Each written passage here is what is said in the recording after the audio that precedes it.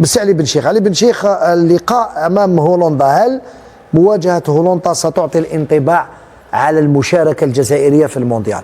فضيحه منتخبنا الجزائري الكارثي، اصبحنا اضحوك امام المغاربه فيها.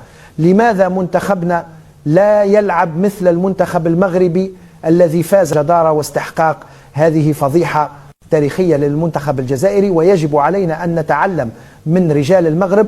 أداء كارثي ضد با نورمال كو اليوم فوتبول الجيريان راهو كاتاستروف ناسيونال، خسارة من الفوق حتى لتحت، ما عندكش فيديراسيون. سي با نورمال واحد ما يتحرك، سي با نورمال. نعطيك انا بلي بروف، انا ما نتكلمش بالهضره بك. اليوم توت كاتيجوري اون ايتي اليميني، اوكين رياكسيون ني اوفيسيال ني تاع اكس ولا ايكراك، ريان دي تو. اما الاخويا نقول لك حاجه، دوكا اليوم منو منا لا قدور لا سليمان حبوا هكذا تكون الكره، حبوا هكذا تكون الصوره تاع الفوتبول الجيريان. فيديراسيون نون بارلون با، واحد ما تكلم كلمه ديفلوبمون دي فوتبول.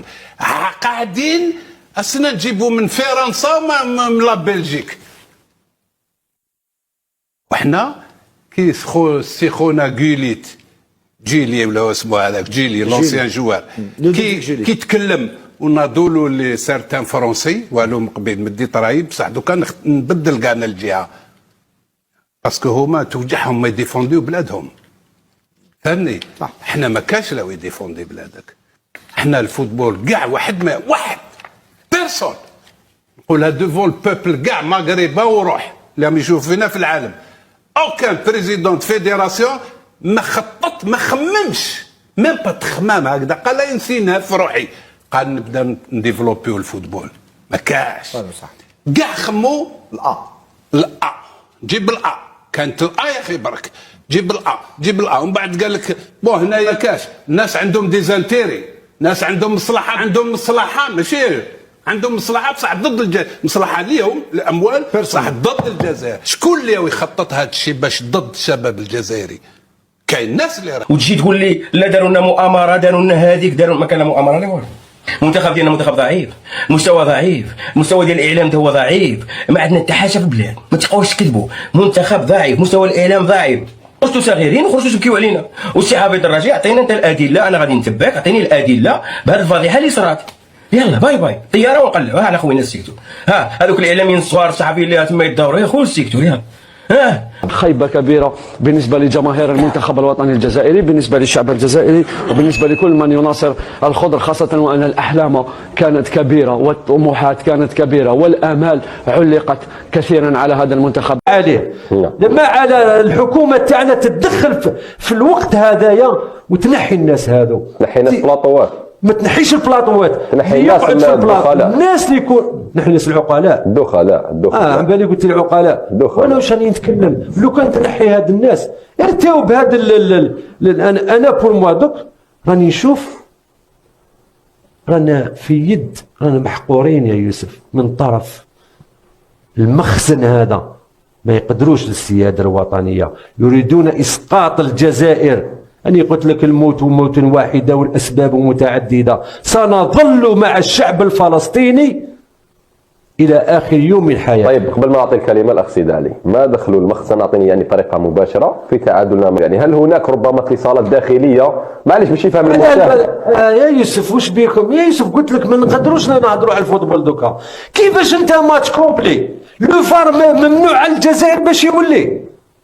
ولكن ما هو الدليل أنه المخزن دليل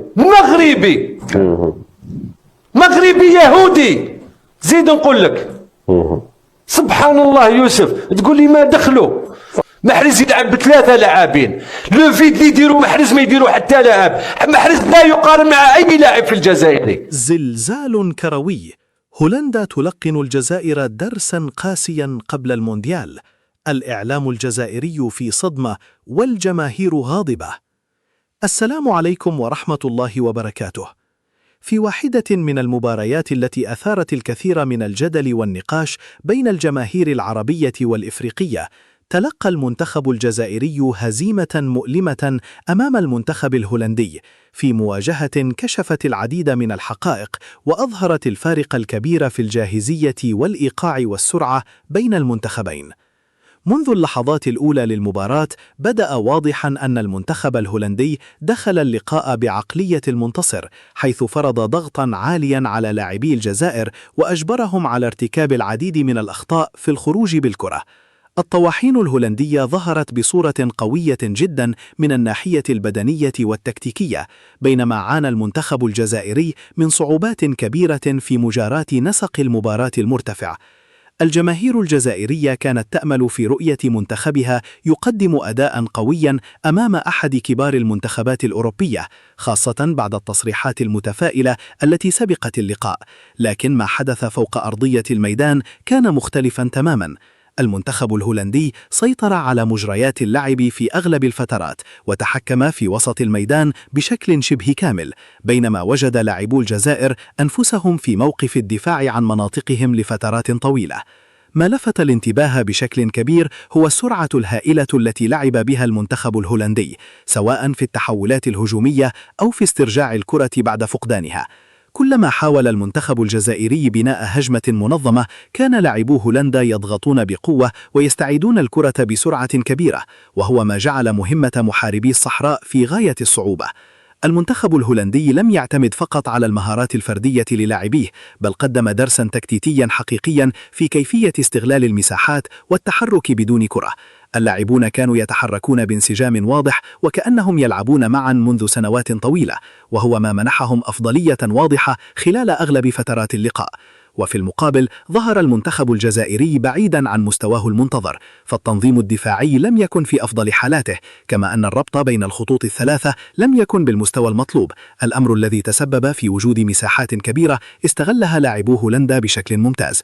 عدد كبير من المحللين الرياضيين اعتبروا أن المباراة كانت اختبارا حقيقيا كشف نقاط القوة لدى المنتخب الهولندي، وفي الوقت نفسه أظهر مجموعة من النقاط التي تحتاج الجزائر إلى العمل عليها بشكل عاجل قبل الدخول في المنافسات الرسمية المقبلة. ومع إطلاق الحكم صافرة النهاية، بدأت ردود الأفعال تتوالى بشكل كبير على مواقع التواصل الاجتماعي. الجماهير الجزائرية عبرت عن استيائها من الأداء الذي قدمه المنتخب، بينما طالب العديد من المتابعين بضرورة مراجعة بعض الخيارات الفنية والتكتيكية حتى لا تتكرر مثل هذه الصورة في المباريات القادمة. في المقابل، احتفت الصحافة الهولندية كثيرا بالمستوى الذي ظهر به منتخبها، معتبرة أن الفريق أرسل رسالة قوية إلى جميع منافسيه، فالأداء كان مقنعا والانسجام كان حاضرا والجاهزية البدنية بدت في أفضل مستوياتها، وهو ما جعل الكثيرين يتحدثون عن قدرة هولندا على الذهاب بعيدا في الاستحقاقات القادمة.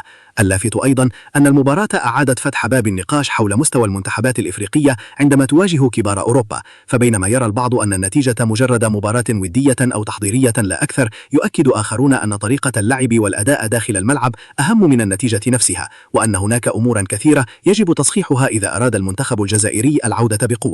ويبقى السؤال الذي يشغل الجماهير الآن: هل كانت هذه مجرد هزيمة عابرة أمام منتخب أوروبي قوي للغاية، أم أنها جرس إنذار حقيقي يكشف وجود مشاكل تحتاج إلى حلول سريعة قبل دخول المواعيد الرسمية؟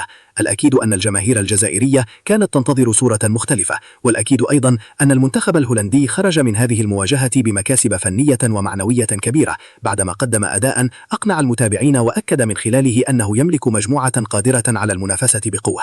وفي النهاية تبقى كرة القدم مليئة بالمفاجآت، لكن ما شاهدناه في هذه المباراة يؤكد أن العمل الكبير والانضباط التكتيكي والجاهزية البدنية هي عناصر لا يمكن الاستغناء عنها أمام المنتخبات الكبرى. شاركونا آراءكم في التعليقات. هل كان المنتخب الهولندي في مستوى استثنائي جعل المهمة مستحيلة على الجزائر، أم أن المنتخب الجزائري كان قادرا على تقديم أداء أفضل بكثير مما شاهدناه اليوم؟